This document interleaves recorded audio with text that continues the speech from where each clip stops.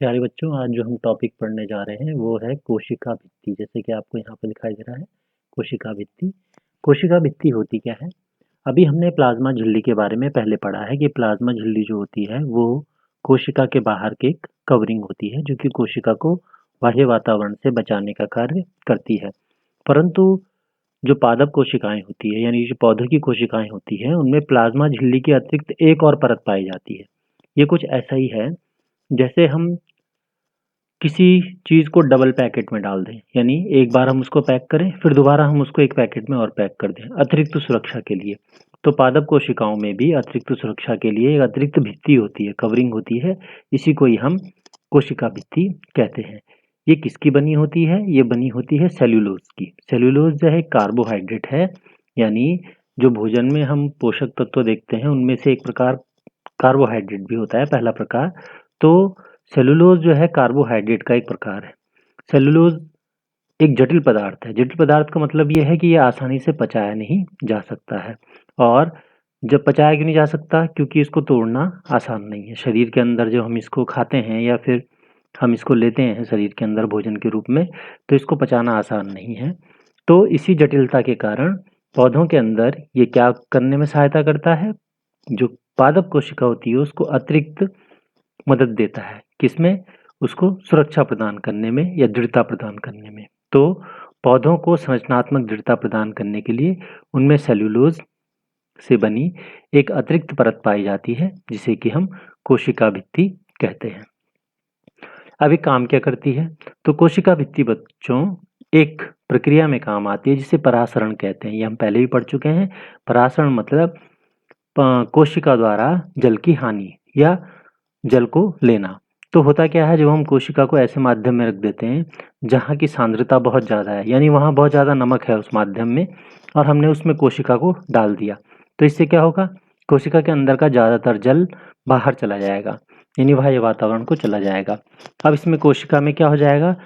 उसका आकार छोटा हो जाएगा। इसी छोटे आकार होने की घटना को हम कहते हैं जीव द्रव्य कुंचन। जो जीव द्रव्य कुंचन का मतलब हो गया कि जो कोशिका का जो जलीय भाग है वो सिकुड़कर छोटा हो जाता है। अब जब कोशिका छोटी हो जाएगी आकार में, तो इससे कोशिका के जीवन को खतरा हो सकता है। तो कोशिका के जीवन को बचाए रखने के लिए पादप कोशिका में प्लाज्मा झिल्ली के अतिरिक्त एक और परत पाई जाती है जिसे हम कोशिका भित्ति कहते हैं। तो ये हमने इस बात को समझना है। आगे जो हमारे पास टॉपिक है फर्दर ऑन, आगे हम देख रहे हैं कि कोशिका भित्ति जो है वो कार्य क्या करती है। पहला कार्य तो हम बता चुके हैं उसको कि वो किस चीज़ को, कोशिका को बचाने का कार्य करती है। दूसरा कार्य हम जो है ये देख रहे हैं कि अगर हम कोशिका को ऐसे माध्यम में रख दें जहाँ वो बहुत ज़्यादा पानी सोख पाती हो, यानी बाहर तो बहुत ज़्यादा पानी हो और कोशिका के अंदर कम पानी हो, तो होगा क्या बच्चों? कोशिका के अंदर पानी भरता जाएगा परासरण विधि द्वारा, और इससे कोशिका क्या हो जाएगी? फूल जाएगी। और फूलने से क्या होगा? उसकी जो प्लाज्मा झिल्ली है उस पर बहुत दबाव पड़ेगा और वो फूट भी सकती है कोशिका। तो इस दबाव को सहने के लिए भी कोशिका के बाहर एक अतिरिक्त परत किसके रूप में? कोशिका झिल्ली के रूप में, कोशिका भित्ति के रूप में पाई जाती है। तो इसी कोशिका भित्ति के कारण जो पौधे होते हैं वो जल के अंदर अपने अंदर आने वाले अतिरिक्त जल की मात्रा को सहन कर पाते हैं। और जो जंतु कोशिकाएं होती है बच्चों वो इतनी आसानी से सहन नहीं कर पाती। हमारी कोशिका के अंदर जल की अतिरिक्त मात्रा को ग्रहण करने की इतनी क्षमता नहीं होती है जितनी कि पादप कोशिकाओं में होती है।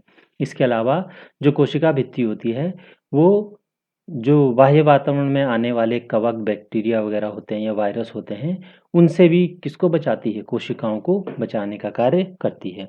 तो ये न केवल कोशिकाओं को बचाने का कार्य करती है, बल्कि कोशिकाओं को बाह्य वातावरण में आने वाले अतिरिक्त जल की मात्रा से भी बचाती है।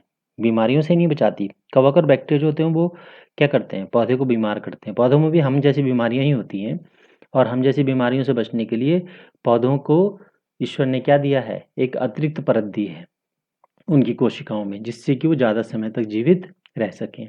तो आगे जो चीज़ आती है वो है बच्चों हमारे पास केंद्रक। तो हमने आपको कहा था किसी कोशिका के अंदर 3 चीज़ें होना बहुत ज़रूरी है। सबसे पहले प्लाज्मा झिल्ली, उसके बाद केंद्रक, उसके बाद जीव द्रव्य होना ज़रूरी है। तो केंद्रक के बारे में हम पढ़ रहे हैं। केंद्रक क्या होता है? जब हम प्याज की झिल्ली का एक्सपेरिमेंट कर रहे होंगे बच्चों, उसकी स्लाइड बना रहे होंगे, तो जब हम उस पर बूंद डालते हैं आयोडीन की, तो हम पाते हैं कि कोशिका तो समान रूप से रंगीन हो जाती है, परंतु एक हिस्सा होता है जो बहुत ज़्यादा अतिरिक्त रंग ले लेता है। या फिर हम जो है सैफरन की बूंद डालते हैं तो एक छोटा सा बिंदु जैसा हमें उस कोशिका में दिखाई देता है। ये कोशिका में अतिरिक्त रंग में रंगे हुए क्षेत्र को हम कहते हैं केंद्रक। केंद्रक नाम से पता लग रहा है, केंद्रक मतलब केंद्र, कोशिका का केंद्र। गहरे रंग की रचना होगी, एक गहरे तथा गोल अंडाकार डॉट की तरह रचना दिखाई देती है, इसको हम केंद्रक कहते हैं। तो केंद्रक भी जो है वो कोशिका, जिस प्रकार से कोशिका दोहरे परत के प्रोटीन और वसा के परत से बनी हुई प्लाज्मा झिल्ली से ढकी रहती है, उसी प्रकार से केंद्रक भी दोहरी परत के बने एक स्तर से ढका होता है। अब इसको, क्योंकि केंद्रक की झिल्ली है तो इसको केंद्रक झिल्ली कहा जाता है। इसमें भी छोटे छोटे छेद होते हैं जैसे कि प्लाज्मा झिल्ली में होते हैं, जो बाह्य वातावरण के साथ संपर्क बनाकर रखते हैं केंद्रक का। तो केंद्रक किस में रहता है? जीव द्रव्य में तैरता रहता है या कोशिका द्रव्य में तैरता रहता है? तो कोशिका द्रव्य में आने वाले पदार्थों को आसानी से केंद्रक के अंदर लाना और केंद्रक से ले जाने वाले पदार्थों को बाहर कोशिका द्रव्य में ले जाना, इन सब चीज़ों को कौन मेंटेन करता है? ये छोटे छोटे छेद होते हैं, इनकी सहायता से आसानी से पदार्थों का आदान प्रदान केंद्रक और कोशिका द्रव्य के बीच होता रहता है। अब केंद्रक का वास्तविक कार्य क्या है? केंद्रक बच्चों, वास्तव में केंद्रक जो है वो कोशिका का नियंत्रण बिंदु है, यानी वो जो कोशिका में जो कुछ कार्य हो रहे होते हैं वो केंद्रक ही नियंत्रित करता है। केंद्रक दूसरे कार्य भी करता है, उससे वो जनन संबंधी कार्य है। इसका मतलब कि जितने भी किसी जीव के गुण होते हैं वो केंद्रक में सुरक्षित रहते हैं, कोशिका के केंद्रक में सुरक्षित होते हैं। तो केंद्रक में जो होते हैं वो क्रोमोसोम्स होते हैं। क्रोमोसोम क्या होते हैं? वास्तव में ये छड़ के आकार के होते हैं। ये तभी दिखाई देते हैं जब कोशिका विभाजित हो रही हो, यानी एक कोशिका से दो कोशिकाएं बन रही हो। क्रोमोसोम जो है वो कोशिका का आनुवंशिक पदार्थ है। आनुवंशिक पदार्थ क्या हो गया? ऐसा पदार्थ जो कि कोशिका से संबंधित सारे गुणों को रखता है, उसको हम आनुवंशिक पदार्थ कहते हैं। आपने देखा होगा कि मुर्गी के अंडे से केवल मुर्गी ही बनती है। क्यों बनती है? क्योंकि अंडा जो होता है वो एक कोशिका की तरह व्यवहार करता है और उसमें जो पीला क्षेत्र होता है, जो गाढ़ा क्षेत्र होता है, वो उसके केंद्रक की तरह व्यवहार करता है। उसके अंदर जो क्रोमोसोम होंगे, उसमें कौन से गुण होंगे? मुर्गी वाले गुण होंगे। इसी वजह से अंडे से केवल जो है मुर्गी के अंडे से मुर्गी ही निकलेगी, सांप के अंडे से सांप निकलेगा, मेंढक के अंडे से मेंढक निकलेगा। क्यों? क्योंकि जो केंद्रक है उस कोशिका का, उसमें क्रोमोसोम्स हैं और क्रोमोसोम में सारे के सारे वो गुण जो हैं छुपे रहते हैं जिनको हम आनुवंशिक गुण कहते हैं। तो ये आनुवंशिक गुण जो होते हैं वो माता पिता से आते हैं, यानी आधा माता से आधा पिता से। हम कक्षा 8 में भी थोड़ा थोड़ा पढ़ चुके हैं। तो माता पिता से जो होते हैं वो जो आने वाले गुणों को कोशिका के अंदर डीएनए अणु के रूप में रखा जाता है। डीएनए क्या होते हैं? इसका पूरा फॉर्म है डीऑक्सीराइबो न्यूक्लिक अम्ल। तो ये आनुवंशिक पदार्थ है, यानी क्रोमोसोम्स जो होते हैं वो डीएनए के बने होते हैं, डीएनए अणुओं के बने होते हैं। तो डीएनए अणु जो होते हैं वो आपस में मिलकर क्रोमोसोम्स बनाते हैं। तो क्रोमोसोम डीएनए और प्रोटीन के बने होते हैं। डीएनए अणु कोशिका के निर्माण और संगठन की सभी सूचनाएं अपने पास रखते हैं और डीएनए के छोटे छोटे टुकड़ों को जीन्स कहा जाता है। यानी डीएनए भी और छोटे टुकड़ों से मिलकर बना होता है जिसे जीन्स कहते हैं। ये कोशिका को विभाजन के समय जो ये पदार्थ है, डीएनए है, क्रोमेटिन पदार्थ है, यही नियंत्रित करता है कि कौन सा गुण किस कोशिका के अंदर अगली पीढ़ी तक जाएगा। तो डीएनए जो होता है वो क्रोमेटिन पदार्थ के रूप में विद्यमान रहता है उस टाइम पे और लास्ट में किस में बदल जाता है?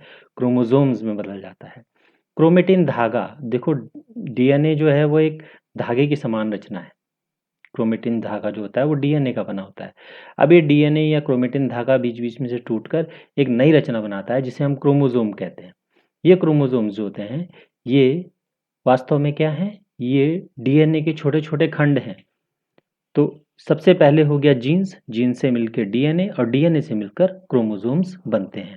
और जब ये क्रोमोसोम्स आपस में चिपके होते हैं तब इनको क्रोमेटिन धागा कहते हैं, क्रोमेटिन पदार्थ कहते हैं। तो तब लंबे धागे के रूप में होते हैं, यानी डीएनए के छोटे छोटे धागे क्रोमोसोम हुए और डीएनए का पूरा लंबा सीरीज लंबा धागा जो है उसको क्रोमेटिन पदार्थ कहा जाएगा।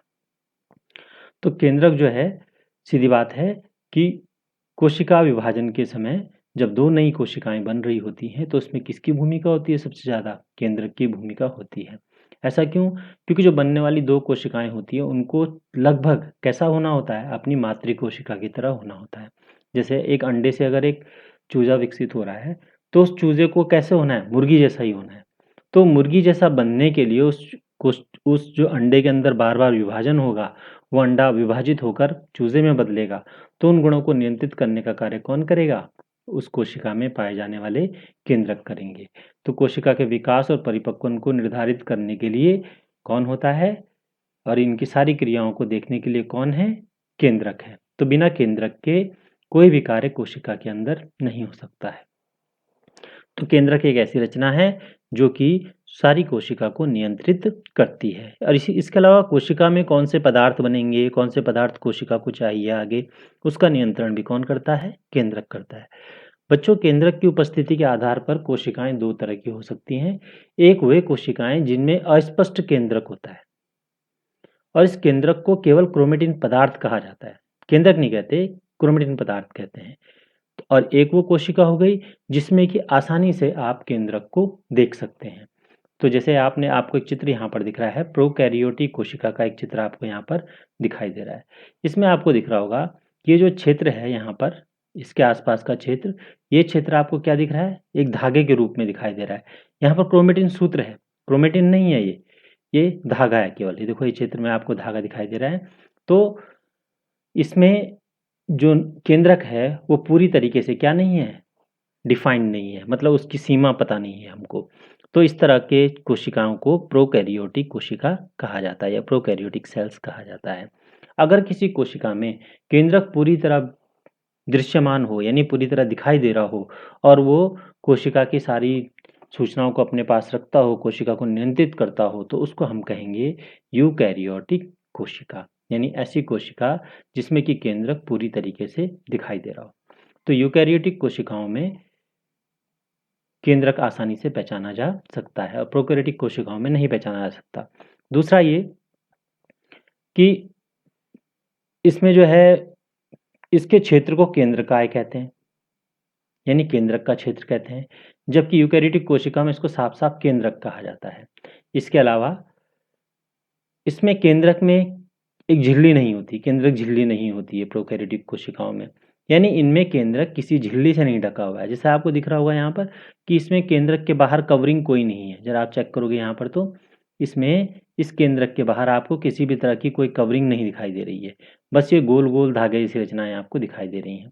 तो इसी के कारण इसको प्रोकैरियोटिक कोशिका यानी पुराने तरह की कोशिका कहा जाता है। प्रो मतलब होता है आदि कोशिका कहा जाता है इसको। और ये किस में पाई जाती है? ये जितने भी हमारे विषाणु, जीवाणु वगैरह होते हैं, जीवाणु होते हैं या कवक होते हैं, उनमें ये पाई जाती है। यूकैरियोटिक कोशिकाओं में जो सारे अंगक होते हैं वो एक वेल डिफाइंड स्टेट में रहते हैं। कहने का मतलब है कि उनके बाहर झिल्ली पाई जाती है, चाहे वो कोई सा भी अंग हो। अब अगर हम एक चित्र देखना चाहेंगे आगे पादप कोशिका का कोशिकांग के रूप में, ये देखिए आपको एक चित्र दिख रहा है यहाँ पर जंतु कोशिका का। तो यहाँ पर आपको दिख रहा होगा कि हर जो अंग है वो एक निश्चित क्षेत्र में रह रहा है, गोल रचना में है, दिख रहा होगा आपको। हर चीज़ एक रचना, निश्चित रचना में है। तो इसी रचना, इस फिक्स स्ट्रक्चर के कारण ये देखो, जैसे यहाँ पे माइटोकॉन्ड्रिया का एक चित्र दिया गया है, तो एक निश्चित रचना में है, निश्चित क्षेत्र में है।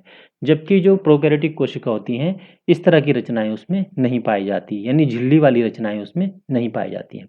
आपको यहाँ पर दिख रहा है कि इसके बाहर केंद्रक जो है, इसका केंद्रक आसानी से एक जगह पर एक झिल्ली द्वारा कवर्ड है। यहाँ पर दिख रहा है आपको, एक केंद्रक का हिस्सा है। केंद्रक आपको आसानी से बीच में दिखाई दे रहा है एक, और केंद्रक का क्षेत्र आपको आसानी से दिखाई दे रहा है। जबकि जो दूसरी तरह की कोशिका होती है प्रोकैरियोटिक कोशिका, उसमें ऐसा नहीं दिखाई देता है। तो प्रोकैरियोटिक और यूकैरियोटिक में यही अंतर है। दूसरी बात, प्रोकैरियोटिक कोशिका साधारणतः आकार में बहुत छोटी होती है, यानी 1 मीटर के 10 लाखवें भाग से भी छोटी होती है ये। जबकि यूकैरियोटिक कोशिका काफ़ी बड़ी होती है तुलनात्मक रूप से, वो 100 माइक्रोमीटर तक हो सकती है। इसमें केंद्रकीय क्षेत्र जो होता है वो अनिश्चित होता है प्रोकैरियोटिक कोशिका में, जिसे केंद्रकाय कहते हैं। और यहाँ पर केंद्रीय क्षेत्र जो होता है वो स्पष्ट होता है और इसको केंद्रक झिल्ली इसमें पाई जाती है। क्रोमोसोम्स इसमें एक पाए जाते हैं, क्योंकि ये धागे जैसी रचना है तो एक ही है। यहाँ पर क्रोमोसोम्स एक से अधिक हो सकते हैं। और इसमें झिल्ली युक्त अंगक पाए जाते हैं, इसमें अनुपस्थित होते हैं। तो साफ है कि यूकेरियोटिक कोशिका में उपस्थित होंगे। तो ये चीज़ आपको समझनी है और ये प्रोकैरियोटिक यूकेरियोटिक कोशिका के बीच का अंतर आपको याद भी करना है। तो अच्छे तरीके से हम समझेंगे इसको कि प्रोकैरियोटिक और यूकेरियोटिक कोशिका में क्या अंतर है। एक चीज़ और आती है, इसे हम कहते हैं वायरस। आजकल आप सुन रहे होंगे कि कोविड, कोरोना वायरस। तो वायरस क्या होते हैं बच्चों? वायरस में जो होती है, किसी भी प्रकार की झिल्ली नहीं होती है। यानी ना इसमें प्लाज्मा झिल्ली है, ना इसमें केंद्रक झिल्ली है, किसी तरह की कोई झिल्ली नहीं पाई जाती। परंतु ये क्या करता है, ये जीवन तभी दर्शाता है अपना जब इसको कोई कोशिका मिल जाती है। तो ये कोशिका में पाए जाने वाले सारे क्षेत्र को कवर कर लेता है, यानी कोशिका के अंदर अपना अधिकार कर लेता है और उसकी मशीनरी का प्रयोग करके अपना गुणन करता है। इसीलिए आजकल आप देख रहे हैं कि कोरोना वायरस में क्या हो रहा है कि कोविड के वायरस जब बॉडी में चले जा रहे हैं, तो हमारी कोशिकाओं को क्या कर दे रहे हैं? नियंत्रित कर दे रहे हैं और हमें बीमार कर दे रहे हैं। तो ये जो वायरस होते हैं, ये तभी क्रिया करते हैं जब ये किसी जीवित कोशिका के अंदर प्रविष्ट होंगे। जब तक ये बाहर पड़े रहते हैं, तब तक इनको जो है, ये किसी भी तरह का प्रभाव नहीं दिखाते हैं। इसीलिए क्या कह रहे हैं डॉक्टर्स कि समय-समय पर हाथ धोइए, मास्क पहनिए। तो कारण वही है, मास्क पहनना और हाथ धुलने का मतलब है कि जब वातावरण में ये होगा वायरस, तो वो इनइफेक्टिव है, यानी आप में कोई क्रिया नहीं कर पाएगा। परंतु जैसे ही ये आपके शरीर में घुसेगा, तो ये एक्टिव हो जाएगा और आपको नुकसान पहुंचा सकता है। इसीलिए वायरस जो होते हैं या विषाणु जो होते हैं, वो केवल किसी कोशिका के अंदर ही अपना प्रभाव दिखा पाते हैं।